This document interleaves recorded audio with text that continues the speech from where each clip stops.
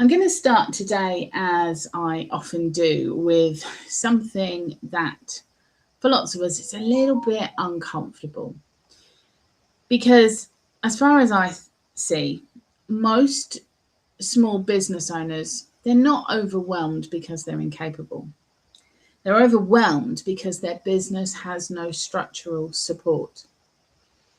Now, if you're someone that's running a business alongside real life, and that can be school runs, horses, laundry, aging parents, drum kits at 7 a.m. Yeah, I'm still dealing with that. And your business only works when you're on, then that's not a motivation problem. It's a system problem.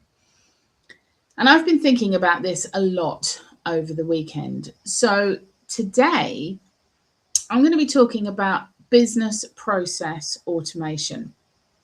Now, as always, you're not going to get tech bro version scripts from me and loads of jargon because that's just not how I operate.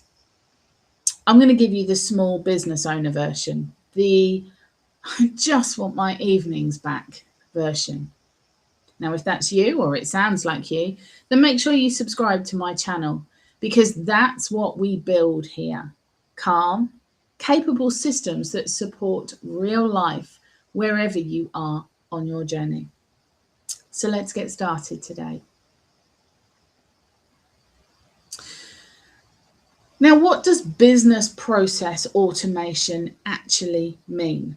Because when people hear automation, they tend to go instantly to complex software, huge funnels, corporate dashboards. But that's not what I'm doing.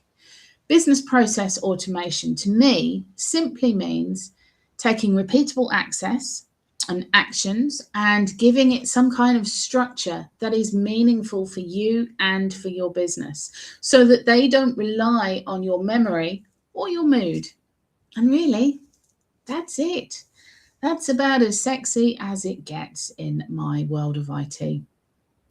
Now, if your business depends entirely on remembering who to follow up with, deciding what to post, manually sourcing your leads, tracking conversations in your head, you don't have a business system.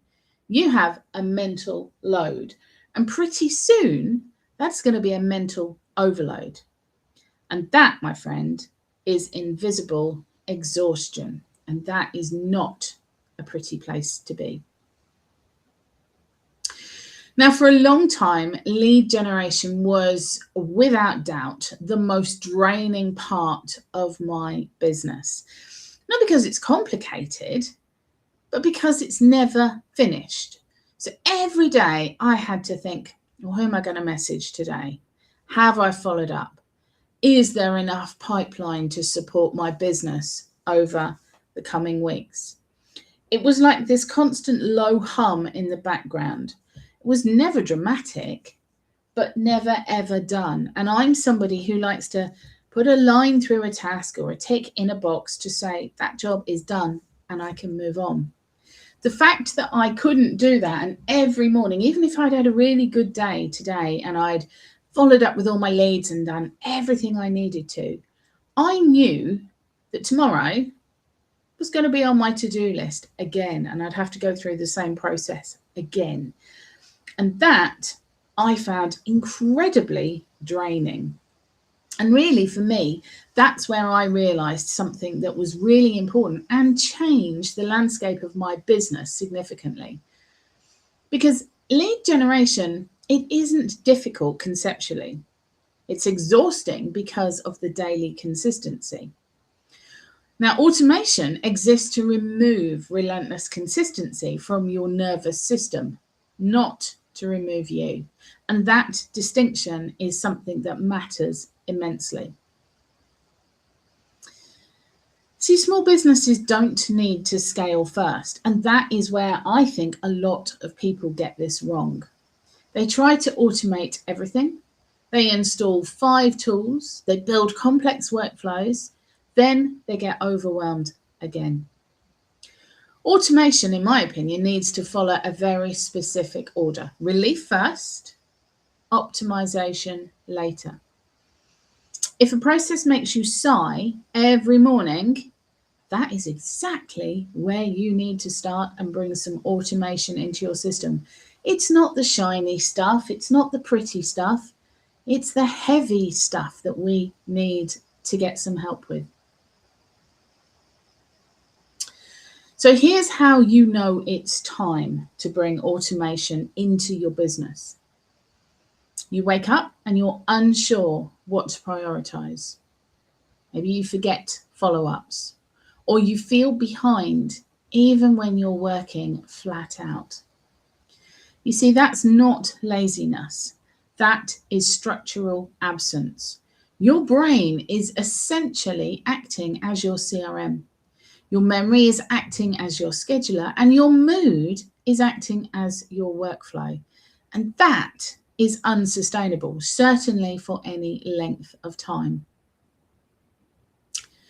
Let me give you an example here. If we take lead sourcing, the manual version, the one that I loved so much, you open LinkedIn, you search randomly, you send a message, track it in your head.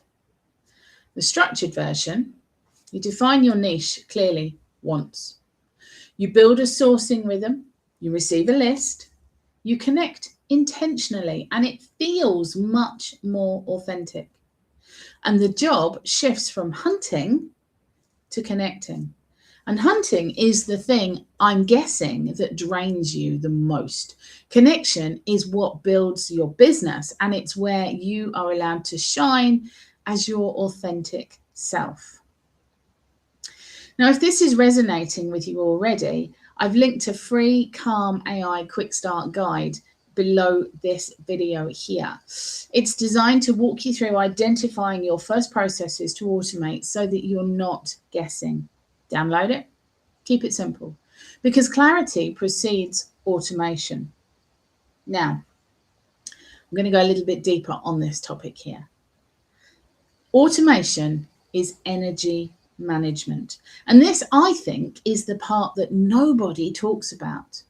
Because automation is not about time. It's about energy. And most importantly, that's your energy. You weren't built to make 200 micro decisions a day.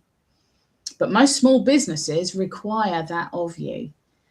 When you automate sourcing, follow-up, content structure, they're all sort of removing those micro decisions for you. And the relief that you will feel is palpable.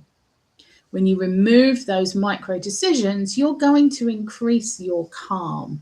Your calm increases your clarity. Your clarity increases your sales confidence. And sales confidence, ultimately, this is the important thing, increases your revenue. Automation, therefore, is upstream from income. So women running businesses alongside life often carry invisible labor. You're not just a CEO. You're a logistics coordinator, maybe an emotional regulator. You're a scheduler, a cleaner, a caretaker. And if your business also requires you to be the automation engine, you will burn out sooner or later. And burnout doesn't look dramatic. It looks like quiet resentment, avoiding your inbox, procrastinating about lead gen, guilty, questioning if you're actually cut out to run a business. It's not you, it's the structure that isn't supporting you. Now, AI is not here to overwhelm you. It's here to remove pressure. It's not designed, or it doesn't need to replace your voice. It's here to protect your energy. If your systems only work when you're operating at 100%, they're not systems, they're pressure. And pressure is not scalable. When sourcing is structured, and when follow-up is structured, and when your content is structured, you stop waking up already behind before the day has started. You stop fearing silence in your pipeline. You stop feeling like you're constantly chasing. And that's where assistants make sense, not before. Now, assistants are not about fancy tech. They're about calm lead flow. If you're ready to stop relying on memory and mood, download the Calm AI Quick Start Guide linked below this video. Start with one process, not 10, just one. And if you want business to feel lighter, not louder, then make sure that you subscribe to this channel. Next, I'm going to be breaking down the direct link between automation and burnout and why so many small business owners think they need more discipline when they actually need better systems. You don't need more effort. You need better support. I'll see you in the next video. Bye-bye.